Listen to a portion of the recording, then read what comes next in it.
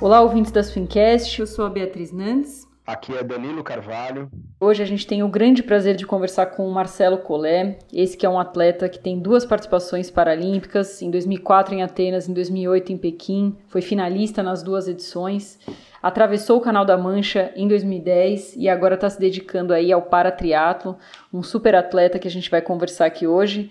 Marcelo, obrigada por conversar com a gente aí, é um prazer, uma honra falar com você. Para começar, fala pra gente como é que foi o seu início no esporte. Eu que agradeço participar, e meu começo no esporte foi desde pequenininho, já nas aulas de educação física. Eu sempre fui uma criança que gostava de competir bastante. O professor propunha o desafio, eu queria ganhar, ser o primeiro, tudo mais. Esse espírito competitivo sempre tive. O esporte sempre foi uma válvula de escape para não conseguir colocar as coisas para andar, né? E também é uma paixão que eu sempre tive desde pequeno. Eu sou paulista também, tô com 39 anos, nasci em São Paulo e vim morar aqui em Salvador com 11 anos de idade. Meu pai e minha mãe foram transferidos para cá, aí veio eu e meu irmão, e até hoje eu tô aqui. Já virou baiano. Ah, não sabia que você morava em Salvador, que legal. Virei baiano. Mas, na verdade, eu já comecei no esporte, só que como experimentação, né? Eu já nadei no Pinheiros, já fiz ginástica olímpica lá, futebol, fiz várias coisas. E só quando eu vim para Salvador que eu continuei ainda experimentando outros esportes, até perceber que eu não tinha muito perfil para esporte coletivo, né? Eu detestava depender dos outros. E aí eu comecei no atletismo, e do atletismo eu fiquei um tempinho. Aí 2 meses antes de eu ir para a Suíça, treinando ciclismo aqui em Salvador, eu fui atropelado e aí aconteceu meu acidente, né? Que eu fiquei com uma deficiência na perna. Quando eu fui atropelado, o carro pegou na bicicleta e me jogou para cima, né? Quando eu caí em cima do capô do carro e quebrei com a perna esquerda o farol do carro, na altura do joelho, só que na parte de trás. Aí eu tive secção do nervo ciático e perda muscular. Não quebrei osso nenhum, mas aí e tive raspagem da artéria. Com isso, eu fui socorrido, aí tive risco primeiro de perder perna, depois fiquei com risco de vida também, que eu perdi muito sangue. E aí fui fazendo as cirurgias e no final das contas, eu fiquei com a deficiência, né? Eu botei fé que eu ia me sair, que eu ia voltar tudo ao normal, só que as coisas não aconteceram dessa forma. E o esporte mesmo também me ajudou muito a não ficar parado, assim, tipo, quando eu me acidentei, eu ia representar a seleção, eu tava naquela pegada, já tinha patrocinador, tudo mais. Então eu falei, poxa, eu quero isso para minha vida e quero continuar com isso. E aí fiz de tudo para ficar 100%. Só que aí passou um ano e meio, eu continuei competindo ainda, não em triatlo. Eu até voltei a correr e a pedalar assim, de maneira mais leve. E aí meu médico falou para mim, ó, segura um pouco o treino de corrida e ciclismo, fica só na natação. E aí, assim, tipo, depois do acidente, eu fui tentando voltar pro triatlo. Quando chegou com 6 meses, o médico falou isso para mim. Aí eu fiquei só na natação. E aí fui desenvolvendo na natação.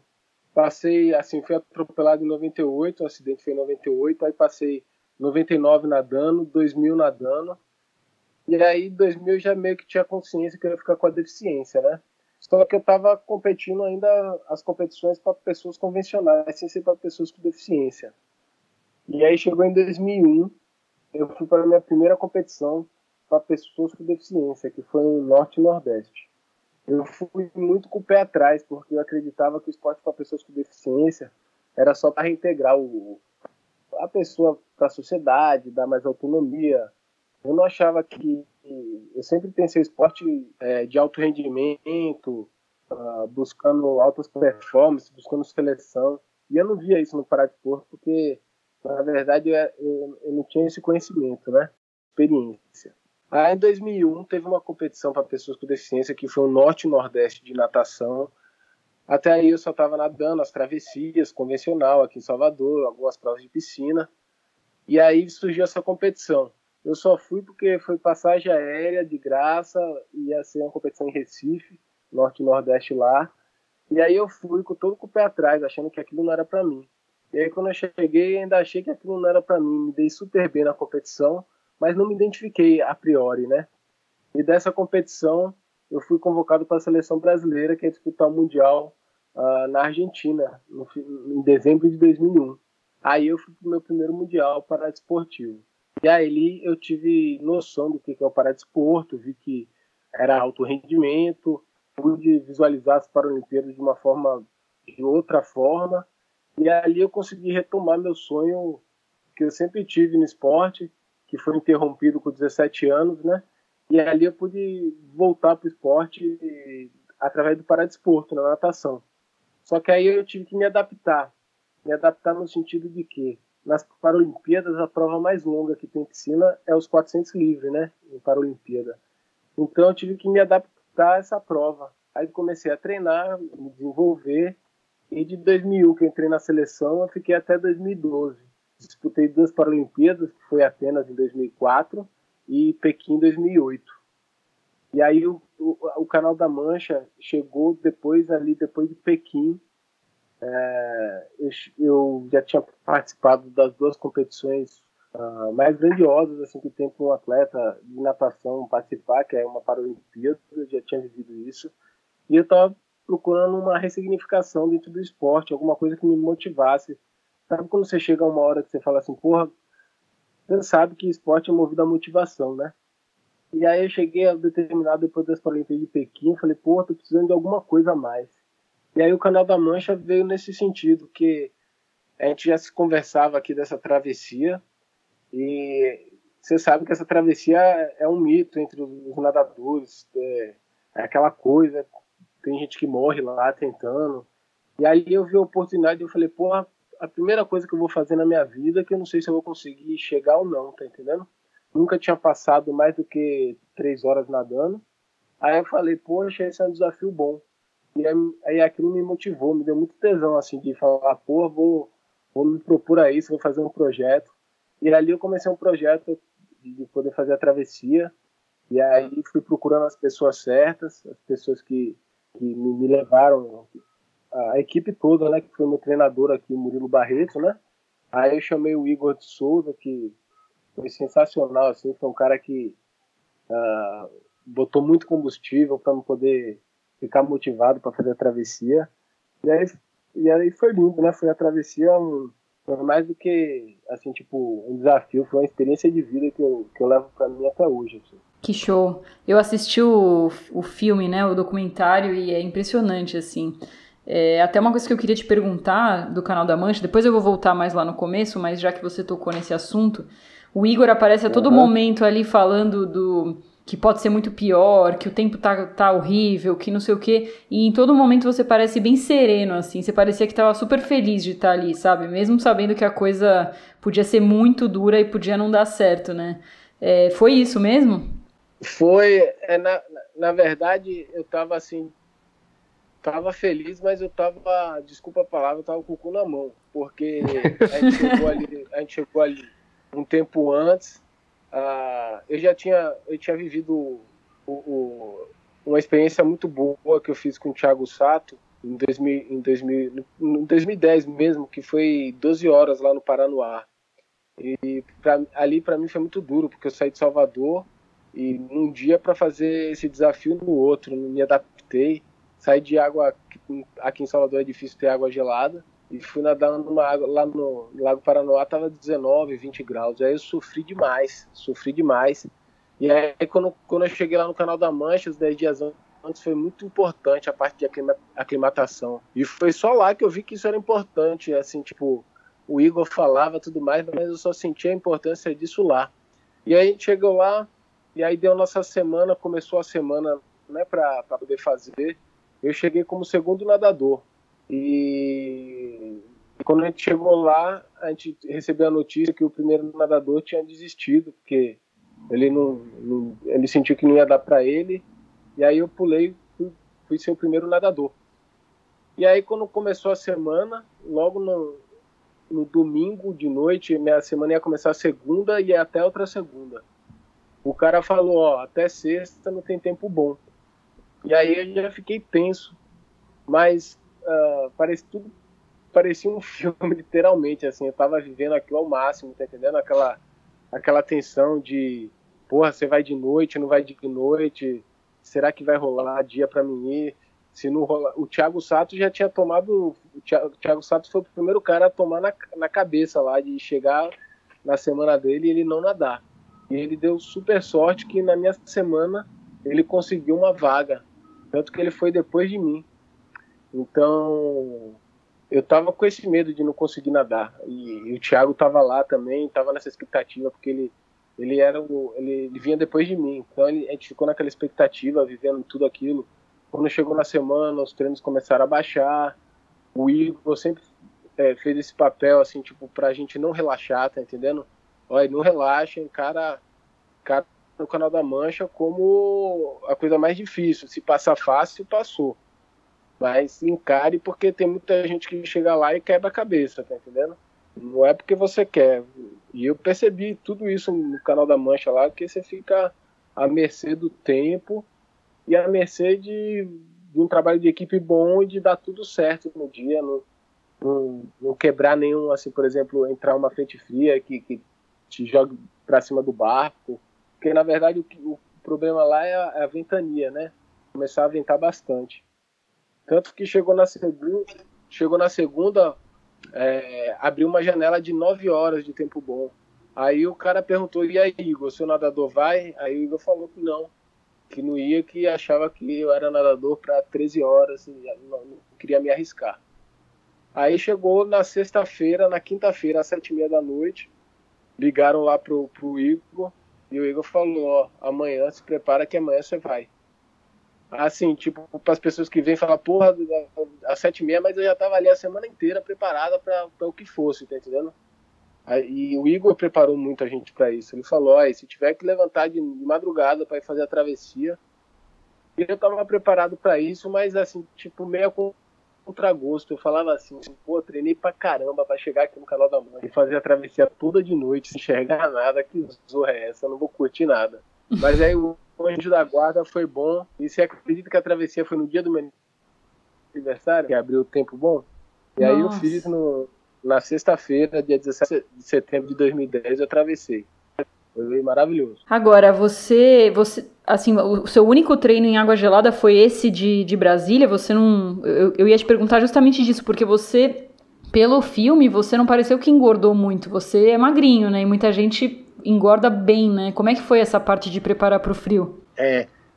Aí essa parte de preparar pro frio foi até engraçado, porque quando eu decidi fazer o Canal da Mancha, eu era atleta profissional, seleção brasileira para nadar piscina. E as coisas continuavam. 2010 era um ano que foi um ano de mundial de piscina longa, né? E esse mundial foi um mês antes do Canal da Mancha.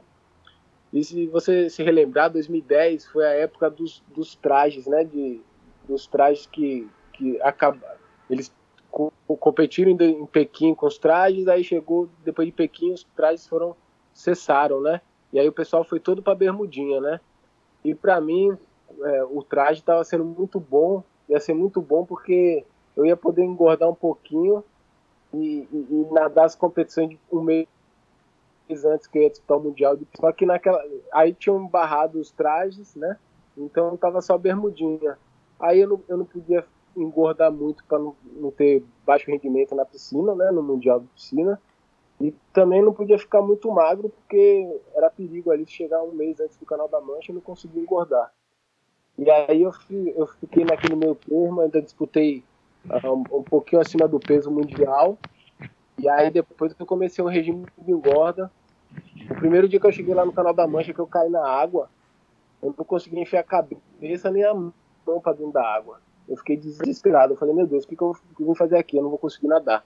E aí lá mesmo também assim, tipo, na época, pra você ter noção, não tinha nem nutricionista, ia mais pelo que as pessoas falavam e tudo mais. E aí também lá na Inglaterra não é difícil você comer para engordar, né? Lá é muita massa, tem muito chocolate também, aquelas barras de chocolate maravilhosas da Lindy. E aí engordei 6 quilos. E também eu vi que é um processo muito de cabeça também, essa questão de aguentar o frio, né? de você traçar sua travessia em pequenas metas, né, pequenos objetivos e cumprindo. O Canal da Mancha, para mim, foi porque a gente fazia a hidratação de 30 em 30 minutos, até 6 horas de prova. A partir de 6 horas de prova, a gente começou a fazer de 20 em 20.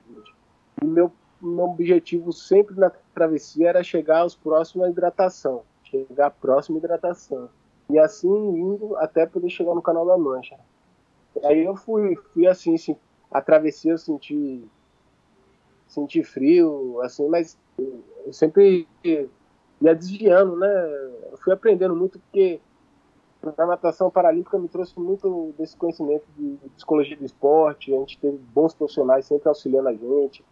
Aí aprendi muito a questão da respiração, desfocar, por exemplo, eu sentia muito frio nas costelas, né?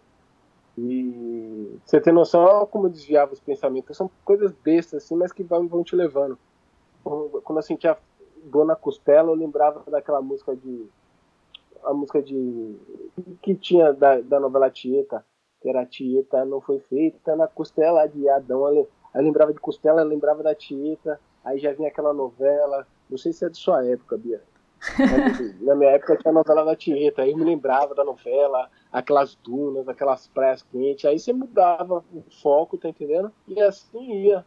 E a travessia foi legal, eu tive um pouco de dor na lombar, assim, do meio para frente, mas fui indo, guardei o gás, porque o Igor falou, quando estiver chegando na França é importante você ter uma carta na manga, porque ali tem uma corrente muito forte, eu posso precisar que você nade mais forte. E aí eu segui bastante o Igor, assim, foi uma pessoa que me inspirou bastante, até por ele ser nadador, por tudo isso, e aí eu fui indo, cumpri o objetivo. Quando eu cheguei lá na França, eu nem acreditei, foi uma realização. Entrei no barco, assim, levei até um tempo para entender aquela situação toda, fiquei em êxtase mesmo, porque muita gente falando, né, quando eu fiz o projeto do Canal da Mancha, a galera que não é do meio acha que você é maluco, que você tá indo arriscar a vida, minha família também, tirando pai e mãe, o resto, tudo achando que era maluco, que eu tava fazendo, me aventurando, tá entendendo? E eu precisei fazer tudo isso, passar por tudo isso para mostrar que não, que era um projeto, e até para mim fixar isso mesmo, de acreditar, às vezes. Quando eu fui fazer o Canal da Mancha, assim, na época eu precisava levantar 33 mil para pagar a passagem do Igor, para pagar o meu barco, para pagar a estadia do meu técnico, a estadia do Igor, a alimentação. E faltando 2 meses, um pouquinho menos de 2 meses, eu só tinha 6 mil reais para fazer essa travessia. Aí meu técnico chegou para mim e falou, e aí, colega, vamos desistir? Não sei o quê, como é que vamos deixar para outra vez, porque não vai rolar. Minha mãe falou também, só que eu estava tão obcecado eu ia fazer de qualquer jeito, que eu falei, se eu tiver aqui no balcão da moça, pedir dinheiro emprestado para fazer essa travessia, eu vou fazer. E aí essa obstinação veio, aí chegou faltando 1 mês e 20 dias antes, a Unimed fechou comigo, pagou tudo e as coisas foram acontecendo. O próprio documentário, que foi um colega meu que estuda cinema, eu também estudava cinema, ele foi, assim, entrou dinheiro na última hora para ele poder viajar, ele foi, as coisas foram acontecendo e foi aquela coisa maravilhosa, sabe quando você entra num projeto, as pessoas que estão do seu lado estão empenhadas e as coisas vão vingando e acontecendo, foi isso que aconteceu, o Canal da Mancha foi muito disso para mim. Que legal, e tem um momento do filme que o seu técnico fala que você comentou assim que se tivesse ruim você pararia no meio, né? Mas o seu técnico fala assim, olha, eu acho que ele só falou isso pra galera não ficar preocupada. Eu acho que ele não vai sair nem a pau. Como é que foi isso? Você entrou sabendo que talvez você tivesse que sair ou botou na cabeça que não saía do mar de jeito nenhum? Eu não, assim, eu não botei na cabeça que eu não ia sair de jeito nenhum. Tanto porque eu já tinha lido bastante coisa sobre o Canal da Mancha, já tinha escutado a história de 89 lá de Renata Gondi, a história toda daquele trágico acidente que ela teve, a questão do conhecimento do que é hipotermia, que realmente o cara quando entra em hipotermia a cabeça não funciona direito. Então eu sabia de tudo isso. Só que, que nem eu falei para você, eu estava obstinado. O meu maior medo do Canal da Mancha era ter hipotermia, porque ia ser a única coisa que eu não ia poder controlar em mim, tá entendendo? O treino de Brasília de 12 horas nadando me fortificou bastante a cabeça. Eu digo para você que aquele treino que eu fiz em Brasília foi mais difícil que o Canal da Mancha, porque eu não fiz adaptação nem nada, senti muito frio, senti muita vontade de desistir. No Canal da Mancha, não, eu tava com a cabeça fechada. O meu maior medo era a hipotermia. Aí o Igor, naquela onda de fazer aquele terrorismo com a gente, de falar, ó, leve a sério, tudo mais. Aí ele falava assim, ó, eu vou fazer pergunta para você, se você não responder direito, eu vou te tirar fora da água. Aí eu brincava para ele, falava para ele, ó, velho, não me pergunte nada de matemática, senão você vai me tirar da água antes do tempo, que eu vou responder tudo errado. O Igor fez uma brincadeira lá com o negócio do termômetro, né? Que não tem, às vezes o cara tem que medir a temperatura de você, né? No caso, na travessia, ninguém mediu, não precisa medir nada. Eu tava fazendo a prova super tranquilo, no sentido de não tive nenhum problema assim de hipotermia. E aí ele falava, ó, colega, talvez a gente tenha que medir sua temperatura, tudo mais durante a prova. Eu falei, tudo bem, beleza. Aí ele falava assim, você sabe como é que mede a temperatura? Eu falei, você vai botar a porra de... Não, colega, a gente não bota debaixo do braço, a parada é lá no reto, tá ligado? A gente vai enfiar nada pra ver. Aí eu falava, pelo amor de Deus, aí tinha um termômetro lá que era de medir água, ele falava, esse é aqui o termômetro, tá ligado? E aí ficou naquela onda, naquela brincadeira. E, enfim, acabou a travessia do Canal da Mancha, eu subi em cima do barco. Aí já tava ali assim, tentando entender o que estava acontecendo. Aí o Igor chegou e falou, olha, Colé, a gente vai ter que medir sua temperatura. Eu tava tão louco assim, que a primeira coisa que eu falei assim, ai, desliga a câmera aí, por favor, Felipe. Aí os caras tudo começaram a dar risada em cima do barco. E era só brincadeira, sacanagem, mas eu tava tão alucinado ali que achei que a porra era séria. Mas enfim, foi maravilhoso lá a experiência. O Igor é uma pessoa fantástica, é bem humano, assim, e um cara motivador também, um cara que fez. Podia ser um cara que tem vaidade e tudo mais, mas ele não tem nada de vaidade, ele é um cara que tudo que ele pôde fazer para poder chegar bem, fazer a travessia bem, ele fez. Ô, Colé, deixa eu te perguntar aqui, você contou aí a travessia, normalmente eu peço uma história engraçada, você já contou a história engraçada aí, mas assim, fala como que foi a sua preparação para essa prova do Canal da Mancha, como que foram os treinos, você treinou muito, os volumes eram grandes, porque você em paralelo também estava competindo na piscina, né? Como que foi a sua preparação na água ali, de volume, de séries, como que era? Conta mais ou menos a parte dos treinos mesmo. Foi bem conflitante, porque eram duas coisas bem diferentes, né? Eu ali disputando provas de piscina com a seleção, 400 livre, e tendo que fazer treinos que eram treinos longos, né? Para te falar a verdade, eu nado há muito tempo, né? Já venho nadando sem parar. Minha vida sempre foi treinar natação de 2001 até 2010, né? Então já tinha um lastro bem grande de treino e tudo mais. O que eu fiz foram treinos pontuais. Por exemplo, aqui em Salvador, eu fiz um treino de 30... Foi o primeiro treino longo que eu fiz, foi aqui em Salvador. Eu nadei 32 quilômetros, do farol de Itapuã até o farol de Humaitá. E foi minha primeira experiência com longa distância. Até então, que nem eu tinha falado para vocês, eu só tinha nadado 3 horas. E aí eu fiz essa travessia de 32 quilômetros, levei 7 horas nadando e tive a primeira percepção do que era uma travessia de longa distância. Eu já tinha feito o Mar Grande Salvador, só que o Mar Grande Salvador a distância são 12 quilômetros, quer dizer, são 10 quilômetros, mas você acaba nadando 12, porque não nada em linha reta.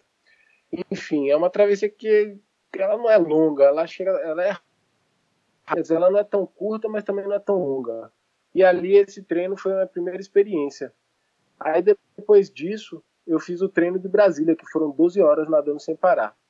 Nesse meio tempo, eu sempre viajando para competir, né? E o meu treinador sempre colocou séries fazendo um volume grande, assim, mas digo para você, pela experiência que eu vejo os outros nadadores que estão treinando para fazer um Canal da Mancha, eu não fiz um treino específico para o Canal da Mancha. O volume eu acho que ficou um pouquinho abaixo. Mas eu tive essas duas experiências, esses dois treinos. Esse aqui que eu nadei 32 e o outro de Brasília que a gente nadou 40 quilômetros em 12 horas, lá no Paranoá. E foram as experiências vividas assim com longa distância. Fora isso, eu continuei disputando as competições. Eu estava disputando Mundial, fui para a Holanda disputar Mundial, fui na Alemanha fazer competições. E aí eu tive a oportunidade de, nesses lugares, nadar em lugares com água gelada, viver essa experiência e tudo mais. E assim eu fui levando até fazer o Canal da Mancha. Eu só me dediquei de corpo e alma ao Canal da Mancha, faltando um mês para a travessia.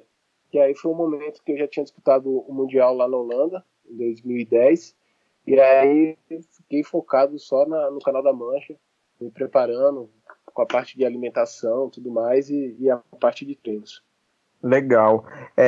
Cara, agora saindo ali um pouco da ultramaratona e do Canal da Mancha, você, afinal de contas, você foi para 2 Paralimpíadas ali, né? Conta como que foi a primeira experiência de estar lá na Paralimpíada. Eu vi um videozinho seu, eu não lembro se foi dessa ou da de 2008, você gravando vídeo, falando que estava lá, o seu pai ali super emocionado quando te viu ali, né?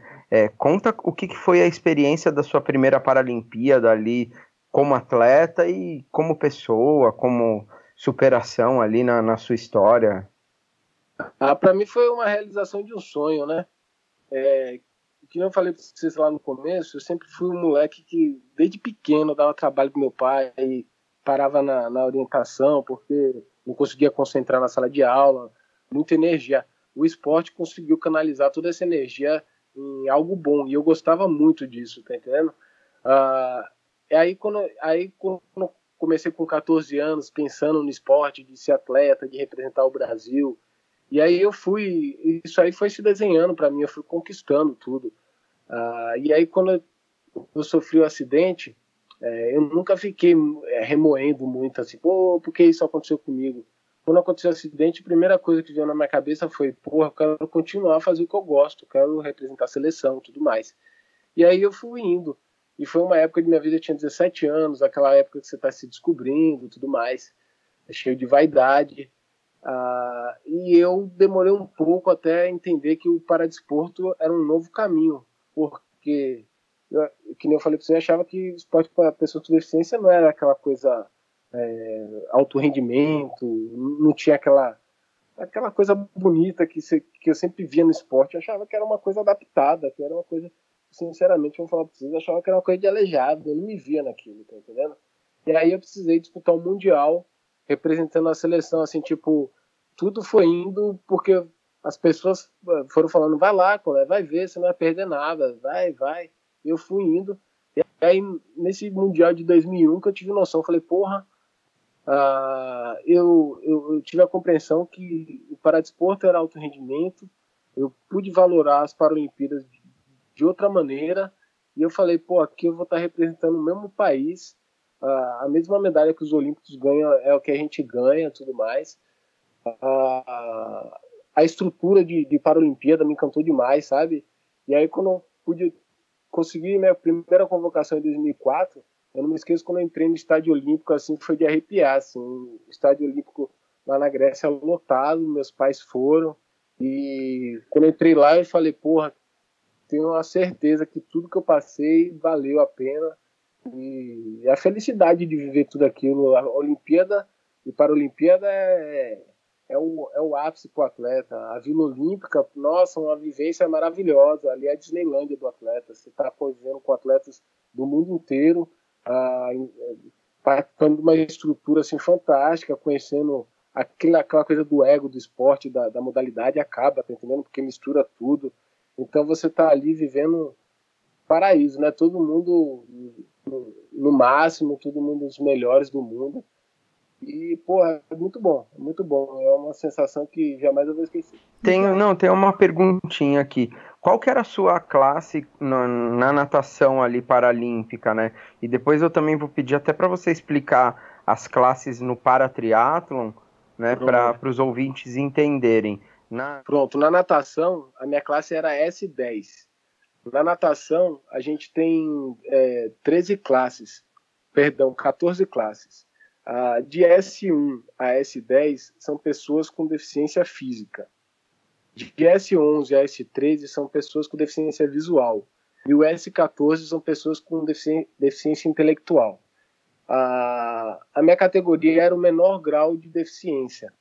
Então eu competia com competidores ali que, se você for comparar as marcas com o Olímpico, em provas como 50, 100 livres, você vê que não é uma coisa tão distante. Então, e evoluiu muito, né, o paradesporto. Aí minha classe na natação era S10, eu sempre competi com S10. Em Atenas eu nadei a prova dos 400 livre, fui finalista, fiquei em sétimo, disputei também os revezamentos.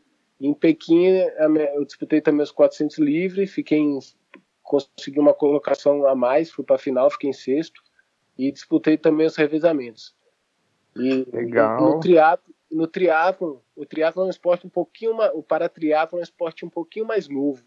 O paratriatlon estreou nas Paralimpíadas no Rio, em 2016. E é um esporte que está se descobrindo, por exemplo, dentro das categorias. Até 2013, a gente tinha 7 categorias. Em 2013, eu fui vice-campeão mundial de paratriatlon na minha categoria. Aí como ia ser um esporte que ia entrar nas Paralimpíadas, todo esporte que vai estrear, que está em esporte de observação, é cheio de restrição. E aí eles não iam levar todas as categorias, iam levar só algumas, e o número de atletas não ia ser muito grande. E aí o que eles fizeram? Chegou em 2014, eles diminuíram o número de categorias. Aí ficou um pouco injusto, mas eles levaram isso até as Paralimpíadas, até 2016. Eles tiveram consciência que estava errado e passou as Paralimpíadas do Rio, eles botaram as categorias que eles tinham tirado, eles recolocaram novamente, e eu acabei ficando de fora das Paralimpíadas do Rio de 2016 no triatlon. Eu fiquei chateado na época, mas eu entendi que foi assim, tipo, foram vários fatores que me deixaram fora delas. Um dos fatores foi essa quebra das categorias que aí chegou na época, quando quebrou as categorias, eu comecei a competir com pessoas com deficiência um grau menor do que o meu, e aí ficou muito desigual a categoria, as pessoas com deficiência nas pernas. Enfim, eu continuei seguindo no esporte, chegou depois de 2016, em 2017 eles recolocaram as categorias, e aí eu consegui entrar no jogo de novo, comecei continuando disputando.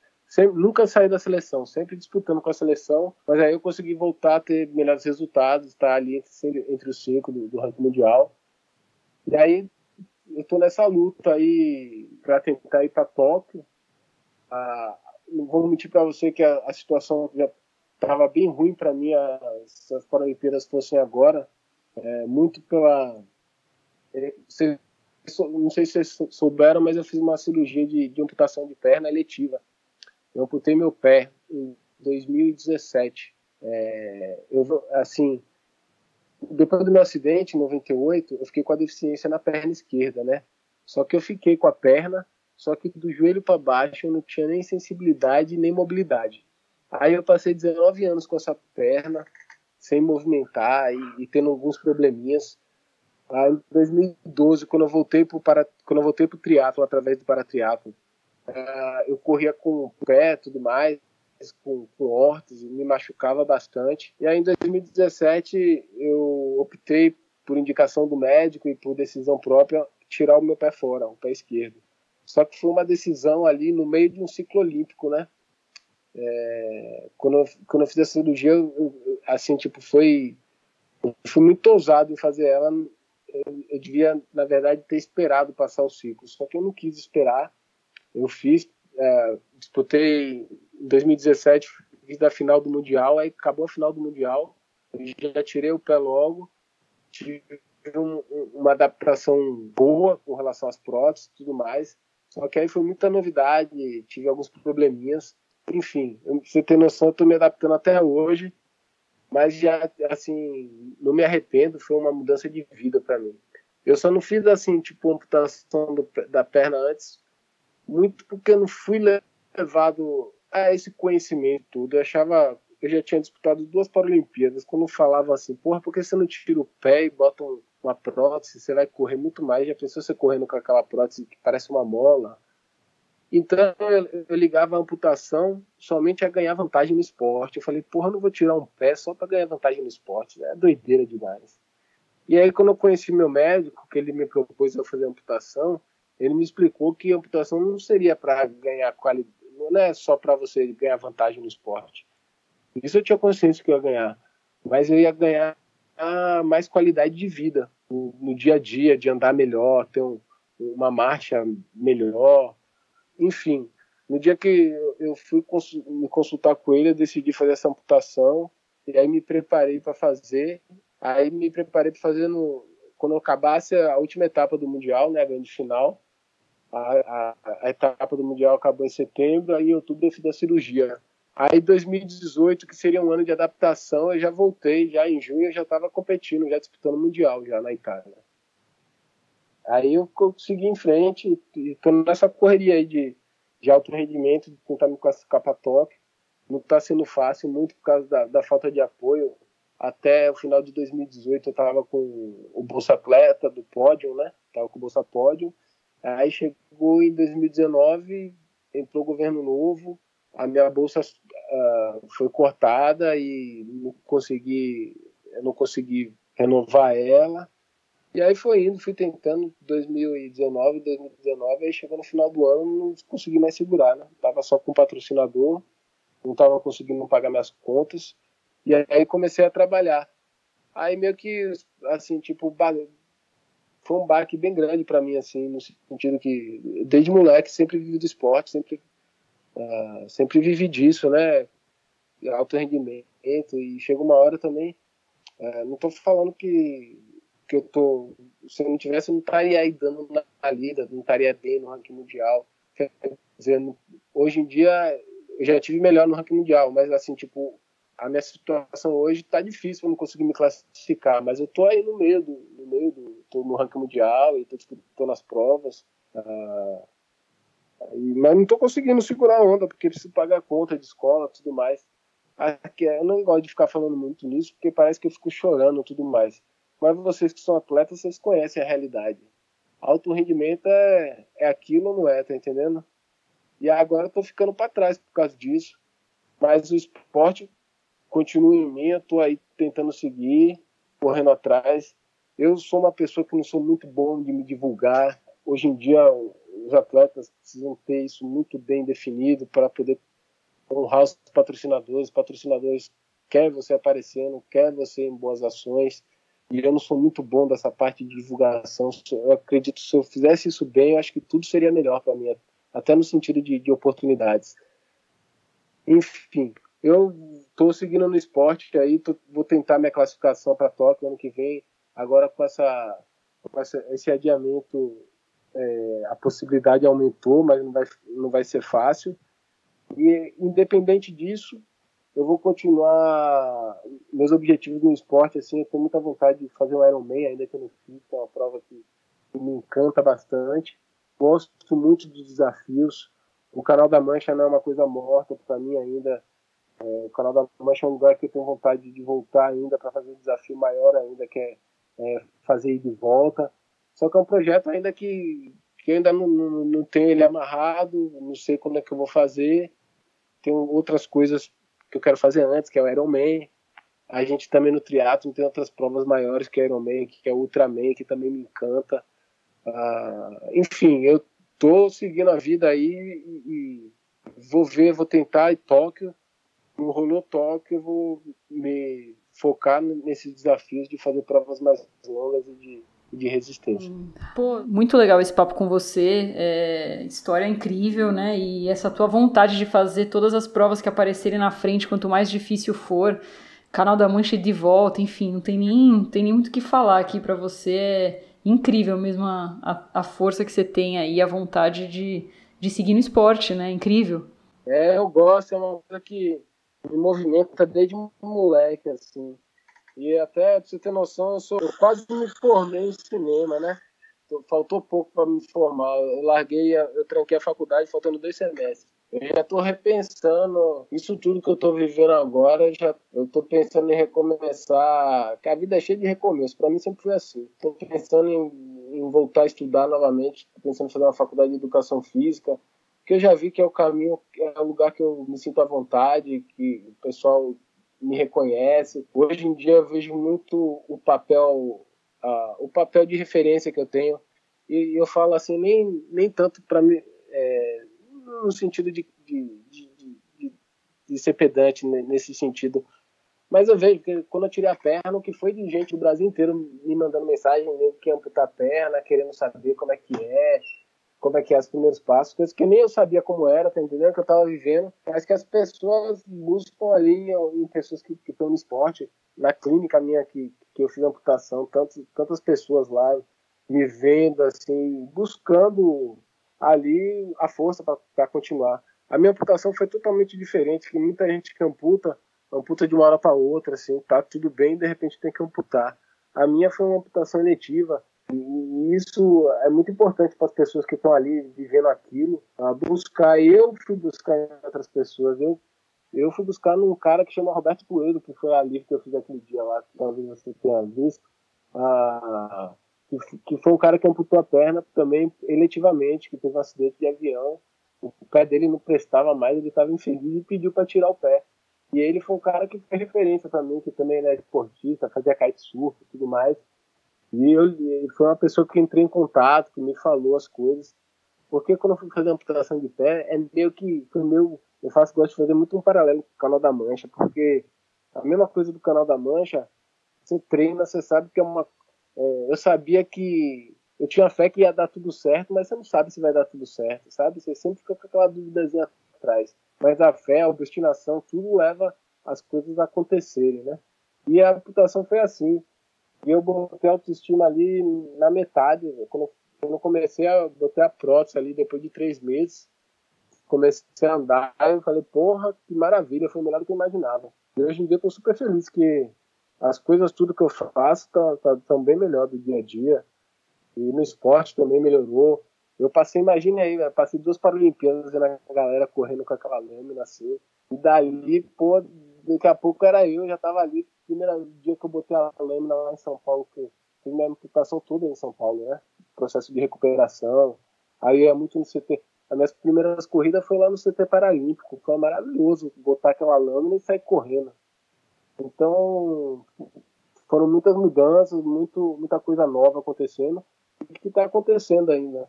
Pô, foi incrível, adorei a conversa. Eu que gostei também, viu, Bia? Massa. Admiro bastante qualquer pessoa que fez o Canal da Mancha. Ouvindo a tua história, assim, é sensacional. Quero ver se fazendo aí o Leme ao Pontal, que você falou que tem vontade, né? Bora, vou fazer, a gente vai se ver aí também. Quando eu fui fazer o Canal da Mancha, eu, assim, tipo, conheci o Igor só de vista e tudo mais, assim, não tinha essa intimidade com ele.